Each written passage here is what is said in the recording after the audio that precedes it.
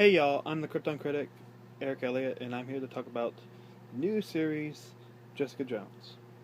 I am really impressed with this series. I do not like it as much as Daredevil, but don't let that scare you away. It's very entertaining. It's very solid show. You know, like any show has a few hiccups, but very interesting. It will catch your attention. Some scenes may have you on the edge of your seat. I know I did. Well, metaphorically, I was lying down on my bed, and big inspiration for this series, obviously is Alias because that is the story that introduced Jessica Jones, brought her into continuity a bit. Then yes, after the Max imprint was kind of deemed worthless after a while, after the Comics Code Authority was pretty much just gone, which allowed readers to read more mature titles with some of the characters they like, kind of because it's technically in different continuity, typically.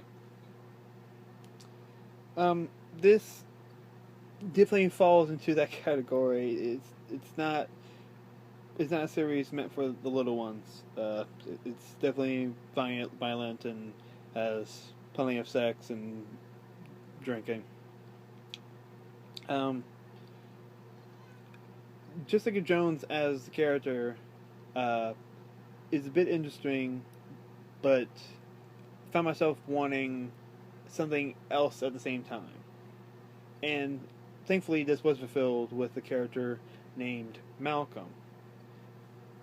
Malcolm is our neighbor at this apartment where she does like private investigations, and he started off as a junkie, and he somewhere around I think the fifth episode he kicked his addiction, and he became a much better man, and I really liked his arc, and over time I started agreeing with his analysis more and more. I was rooting for him on the side, even though you don't see him all the time. You may see him for like 5-6 minutes for every episode or so, but some of the scenes that he had towards the end were pretty touching.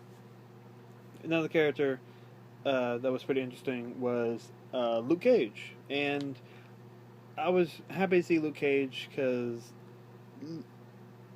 out of these characters, I'm most familiar with him. He was a hero for hire, aka Power Man. He's the one that wore a yellow V-neck, a tiara on his head, and chains. Probably the best choice for one of your early black superheroes is to put him in chains. I'm just saying. But he was pretty interesting. Towards the end of the series, we start seeing a little less of him. I wanted to see more of him, but I'm glad he did come back. We're definitely going to see him anyway because he's going to have his own series, and most likely will be a member of the Defenders like Daredevil and Iron Fist and Jessica Jones herself.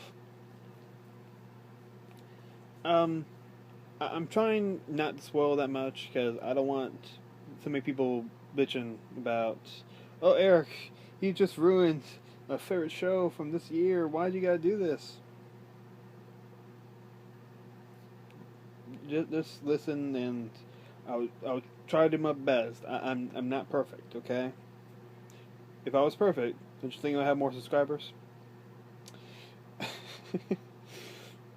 um, but yeah, another character that was pretty interesting that I never like trusted, and that was a character named Jerry, and Jerry is not a guy; it's a female lawyer that represents Jessica Jones sometimes, because being a on and off superhero that does private investigations brings a lot of drama you may need a lawyer for.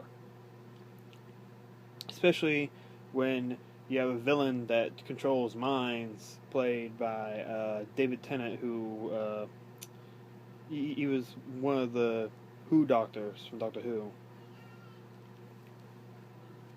Don't ask me any questions about Doctor Who, because you may start bitching to me, like, why don't you know anything about Doctor Who? I never watched it, okay? Don't crucify me, okay? I'm allowed not to watch Doctor Who. Don't start wanting to watch Game of Thrones either, okay? Just stop it, okay? I don't get to see everything, okay? Just don't. Anyway. Yeah, very interesting storytelling. There was a lot of, like, awkward dark humor that actually worked. It wasn't just thrown in there just to be there. It actually usually had purpose. Another set of minor characters were introduced to. Damn it. It was the other neighbors of Jessica Jones. I can only remember one of their names. I believe that's Ruben. But yeah, those two characters live together in the same room. They are twins, and they are incestuous. But over time, you start caring about them a little bit, and it really, like, changes your mind about morality and different gray areas. And this is something the show excels well with, is knowing what is good and what's bad. Like, for instance, Jessica Jones, when she was mind controlled, she was made to do something terrible that affects her life, and the way she's with Luke Cage, who they both live in Hell's Kitchen like Daredevil does. And we actually get to see two Daredevil characters in the show, but if you know, why don't you put in the comments? Maybe I'll get a comment from someone other than my dad. But, she was made to do something horrible, and she wants to kill Purple Man, David Tennant's character, for what he did and what he's doing to other people still. And she's having this struggle with, is it okay to kill somebody if they kill other people and they are complete, jackass with superpowers. But yeah, Purple Man is a really good villain. He gets a lot of development. I don't think he got as much development that I was grasped to as Kingpin. Kingpin is still the favorite villain that I've seen in the MCU. I'm just waiting for him to be toppled. Not because of what he can do, but I like his mind, how it works, how it operates. And we get a lot of context for that. We get a little bit of context for this one. I'll say around half. I mean, I really feel like there should have been one episode just dedicated to his past.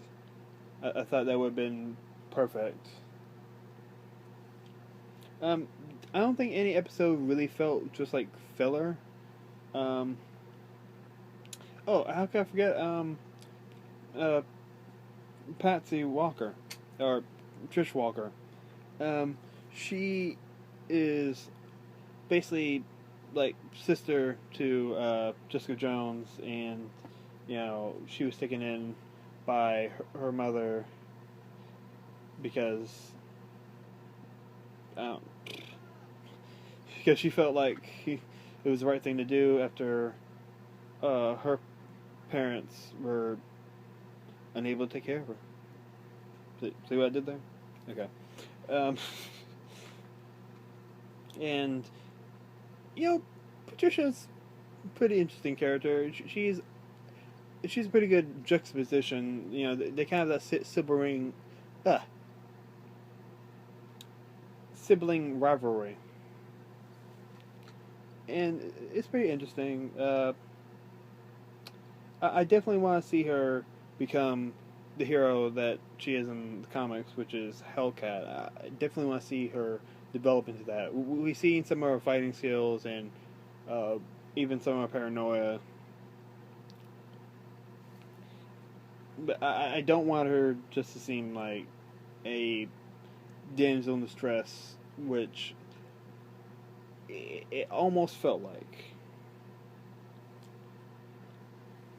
Another character I can talk about who I feel kind of awkward in, like, understanding if I do like him or is he just kind of there, and that's Police Officer Simpson, who is controlled by Purple Man and later ends up in a relationship with Patsy, and then he starts going crazy. But, once again, tell me what you think. Talk to me, please. But, what else? Is anything I'm missing? I definitely like, it had pretty good camera shots. I didn't like all the music, but the music was pretty interesting. Very good editing. And I would like to see what they do next. I'm definitely getting into these Netflix series, and I want to see what they do next. I'm really looking forward to the Defender series. I'm really looking forward to Daredevil Season 2. Have you seen that sizzle reel where they got Punisher? See, I might cry. Oh, speaking of crying, you can check out my reaction to the international Japanese Star Wars trailer for Force Awakens. Also, look out for my new video, which I'm going to be reviewing a terrible Batman book called All-Star Batman and Robin the Boy Wonder.